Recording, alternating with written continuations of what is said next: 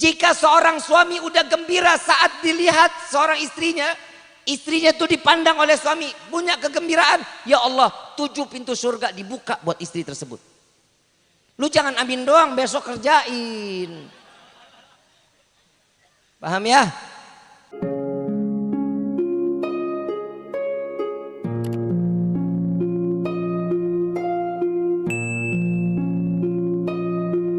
Pak, tugasnya seorang imam di dalam rumah tangga, pundaknya ini berharga untuk istri, Pak. Paham, Pak? Istri itu kalau lagi dalam keadaan mens, Bapak jangan tinggal. Jangan ditinggal. Dampingin, deketin. Kenapa? Sensitifnya lagi tinggi, Pak. Emosinya luar biasa. Kita salah dikit, panjang berantemnya. Betul. Kebayang gak, Pak? Begitulah keistimewaan seorang perempuan. Saat dalam keadaan haid, emosinya labil, dia butuh siapa? Suaminya. Deketin, sayangin. Kalau bisa bapak mau nongkrong, jangan jadi nongkrong. Jangan, temenin. Kenapa? Sensitifnya tinggi. Itu bisa jadi emosionalnya tinggi juga. Dan apa yang dijalankan, semua bisa jadi masalah di dalam kehidupan. Yang kedua nih Pak, yang kedua. Tadi saya bilang 1-0, yang kedua. Setiap negara pasti punya ibu kota. Perempuan ini bisa ngikutin suami, tapi suami nggak bisa ikutin perempuan. Istri nggak bisa. Contoh, yang jadi bupati istrinya, ibu bupati. Suaminya dipanggil siapa? Pak Pati. Panggil bapak bupati nggak bisa. Kenapa? Nggak bakal mungkin. Ada ibu bupati, ada bapak bupati, nggak mungkin. Panggilannya siapa? Pak Haji ini, itu panggilannya. Tapi kalau seorang suami jadi bupati, istrinya dipanggil siapa?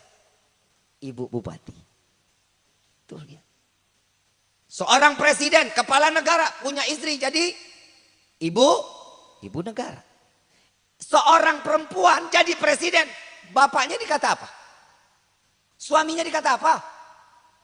Gak ada sebutan nama, gak bakal nempel, Pak. Inilah kehebatan seorang perempuan. Tidak bisa diikuti dengan cara apapun oleh laki-laki. Makanya kalau ada laki-laki ngikutin perempuan, pasti dia tulang lunak. Tulangnya habis dipresto. Laki-laki gemulai. Tuh hati-hati ya, hati-hati. Ini hati-hati, jaga anak-anak kita. Insya 2-0 kita kalah, Pak. Yang ketiga, perempuan ini perasaannya tuh ibaratnya cermin, Pak. Tahu cermin? Tahu cermin? Pernah ngaca? Beb, kenapa sih perempuan ini hatinya, perasaannya diibaratin kayak cermin? Cermin, kalau nggak ada cacat, indah.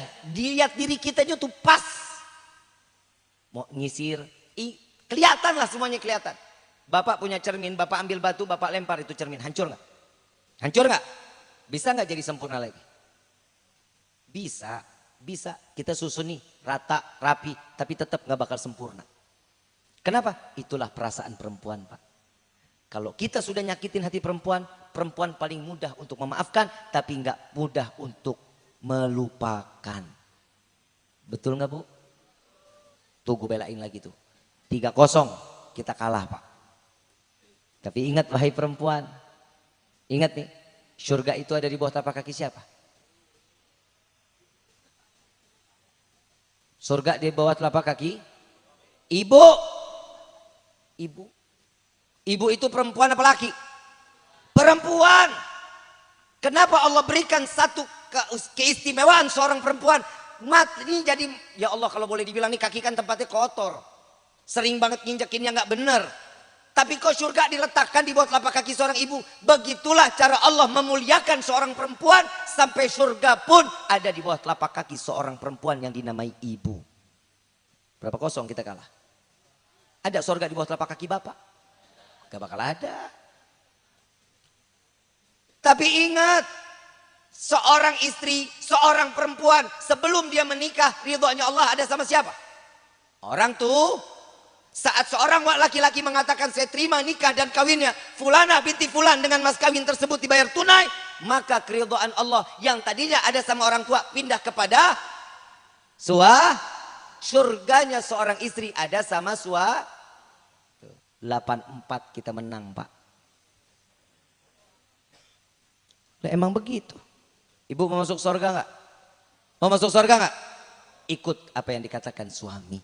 Selama itu baik di dalam syariat, jalankan. Kalau dia sudah mengajarkan kita jauh dari syariat, tinggalin.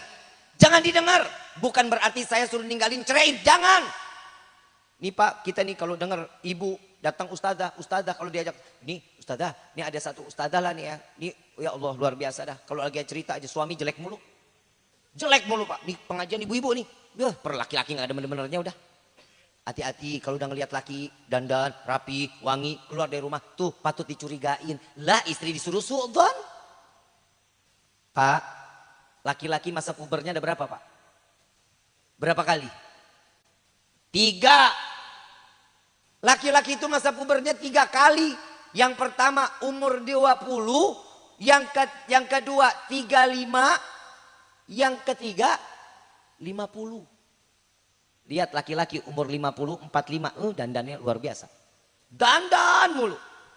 Perempuan kalau udah ngelihat suami dandan umur segitu. Mulai curiga tuh. Ayo mau kemana. Pasti begitu. Kenapa? Masa puber laki-laki itu ada 3 tahapan. Yang namanya perempuan ikut apa kata suami, sorga jaminan. Yang terakhir yang keempat. Yang keempat ini yang dikatakan di dalam satu riwayat ini kalam salafun salihun. Dan ini rujukannya kepada Nabi Muhammad SAW.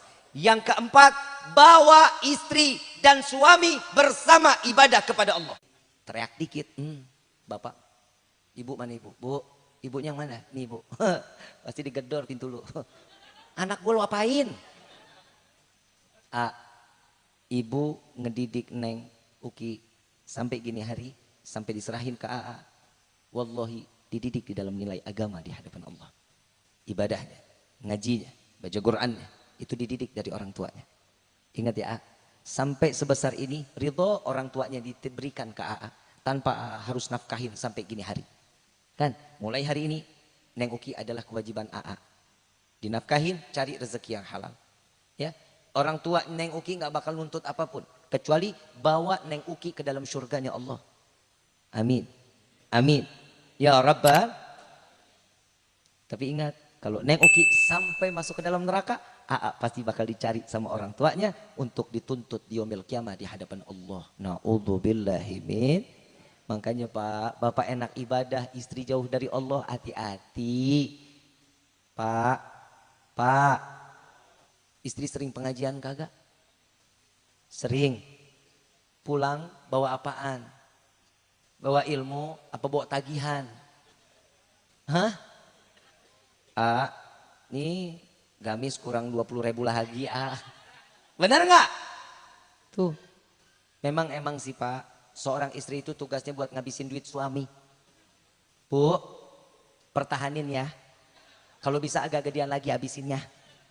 Kenapa? Memang haknya seorang suami memberikan kesenangan kepada tapi istri juga tahu diri dong. Lu jangan apa-apa, minta, tapi nggak pernah ngasih buat suami. Minimal dandan kek. Pernah nggak dandan? Woi, saya nggak tanya ibu, saya tanya bapak aja dah Pak. Bapak tahu nggak terakhir dandan ibu kapan?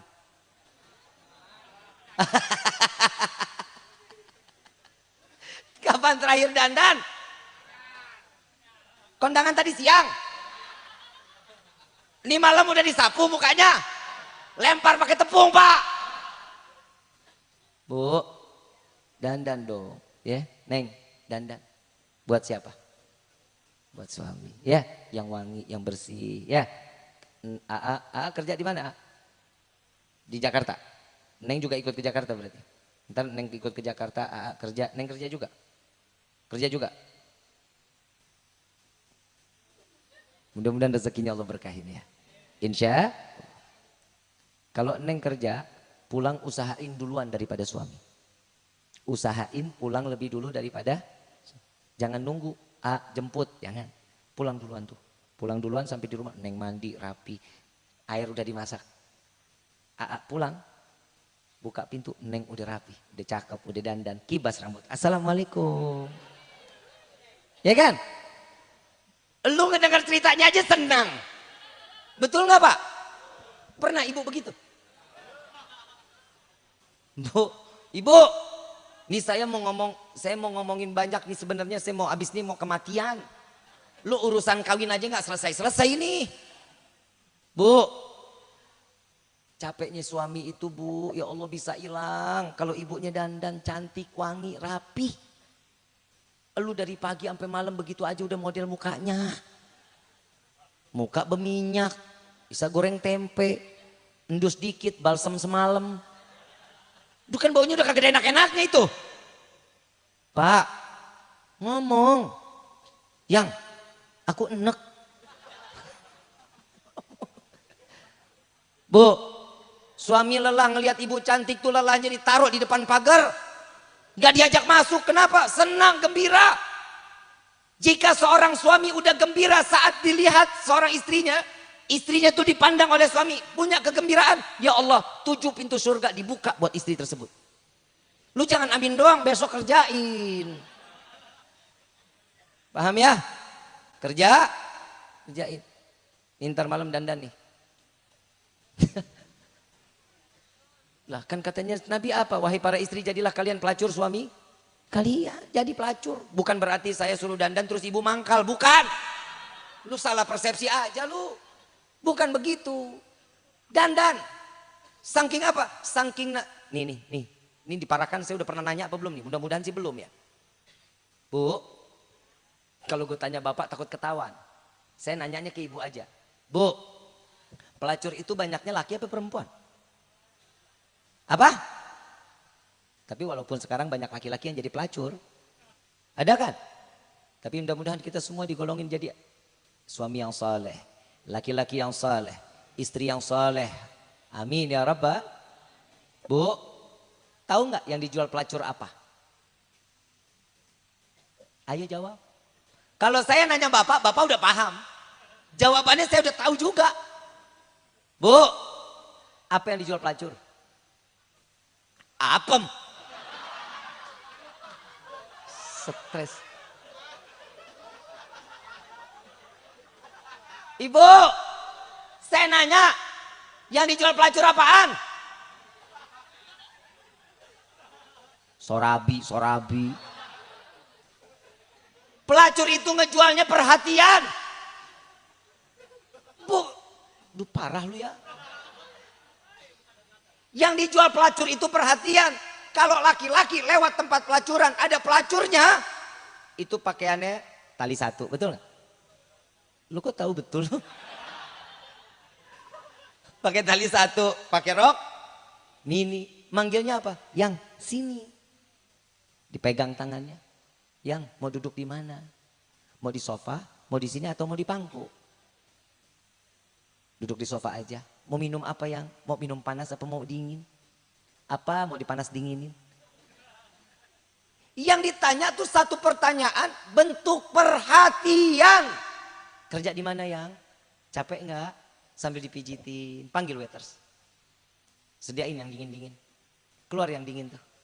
Ini si pelacur, gelendotan. Rangkul, nanya, pijitin aja. Di dalam hatinya gue tahu nih, Habib kok tahu banget. Katanya, sudon aja lu.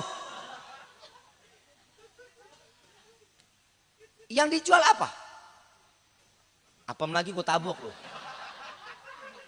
Yang dijual apa? Perhatian. Urusan apem serabi bonus. Paham nggak? Berarti seorang suami itu cuman yang dibutuhkan adalah paham betul gitu keinginan suami. Bib, saya punya anak 3, tetap jaga keharmonisan rumah tangga, jaga. Jangan cuma di hari doang ya, Neng, jangan cuma di hari terus sampai yaumil kiamah minta sama Allah, Allah selamatin rumah tangga kita. Ya, bukan berarti di rumah tangga kita ini sepi gitu. Enggak. Terus apa kalau dibilang ada masalah, pasti ada. Kerikil rumah tangga ada. Itu namanya bumbu-bumbu rumah tangga, bukan ketumbar, jahe, bukan. Masalah itu adalah kedewasaan. Caranya untuk menyelesaikan permasalahan dalam rumah tangga, ya begitu. Deketin diri kita kepada Allah, serahkan diri kita kepada Allah. Kalau satu, ini sudah terjadi, insya Allah iman ini adalah kegunaan untuk di dalam rumah tangga. Laki nggak gampang main tangan sama perempuan, yang perempuan jaga lisan buat seorang suami. Jaga jangan lu mencaci maki aja seorang suami. Apalagi sampai ngungkit-ngungkit. Nih lihat usaha kamu bisa lancar begini. Itu gara-gara saya yang modalin. Dosa besar. Dan apa yang telah diberikan kepada suami, Allah berikan 0. Tidak terhitung nilai ibadahnya di hadapan Allah. Pahalanya 0. Kasih ikhlas.